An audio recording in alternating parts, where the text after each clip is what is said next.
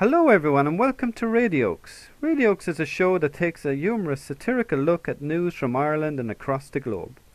Firstly, a big thank you to everyone who has enjoyed the show. Later in the show, our roving comic writer John Fitzgerald will cast his humorous gaze on life, extracting comedic nuggets from the everyday events across Ireland and beyond. Ireland will shortly hold elections to the European Parliament. A sitting MEP, member of the European Parliament, named Phil Prendergast of the Labour Party, has called on her leader to resign. She claims to have had no contact with Eamon Gilmore since her campaign began. Now, with Labour currently languishing in the polls, I'd have thought that the less contact one would have with one of the most unpopular leaders could only go in Phil's favour. Phil feels that she will be punished and placed in the bold corner of the political party, where no doubt she won't be alone. Eamon stated that Phil's comments were not helpful, but maybe they were helpful to Phil. The candidate is currently polling at 4% for Ireland South. One can say without doubt that Phil's political career is indeed heading south. George Clooney, the last of the great bachelors, has become engaged. George will begin his life sentence, otherwise known as marriage, in the not-too-distant future. Many of his acting chums, such as Michelle Pfeiffer, Nicole Kidman and Sandra Bullock, are destined to pocket large sums of cash from bets with the unfortunate Clooney.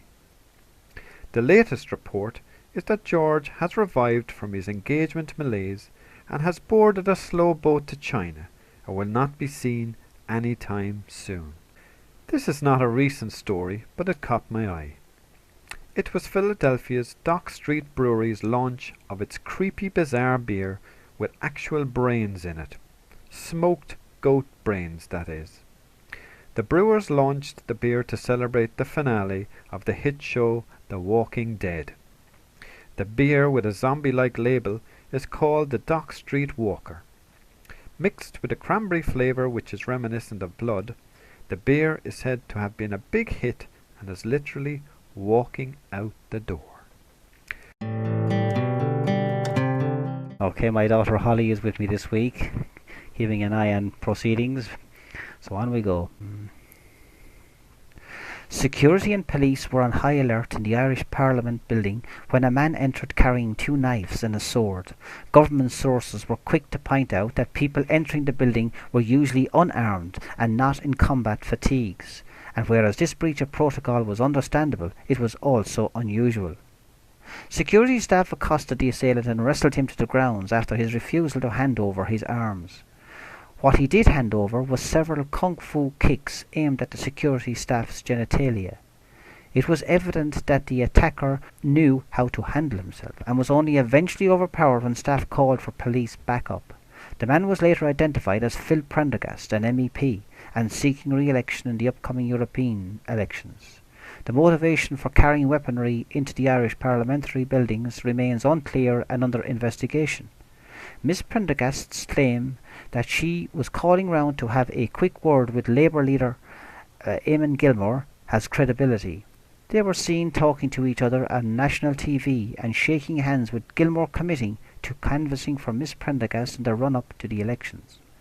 It may be that the MEP was seeking out her friend to provide arms for his self-defence in the unlikely event that a heave against his leadership would occur. If so, it has all the hallmarks of the 1970s arms trial involving another leader, so has precedent. Prendergast is not noted for violence or being elected to any national position. Her political ascendancy has come via the Napoleon Bonaparte route. Luck, sheer luck. So more luck to her if she hasn't had enough of it already. Cynics have meanly asserted that Miss Prendergast was after Gilmore's job at the time of the incident, and that she was going to cut Gilmore down to size. He would not be the first political leader betrayed by a stab in the back. However, the 2 supporters of Prendergast were quick to highlight that as a former midwife, Miss Prendergast knows more about Labour than Gilmore or anyone else in the Labour Party, and she had every right to see him about important and pressing party matters.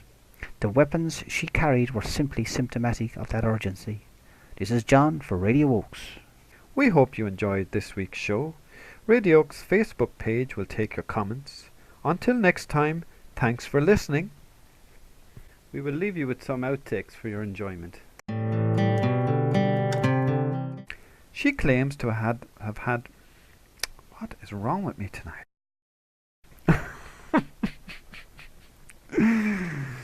Okay.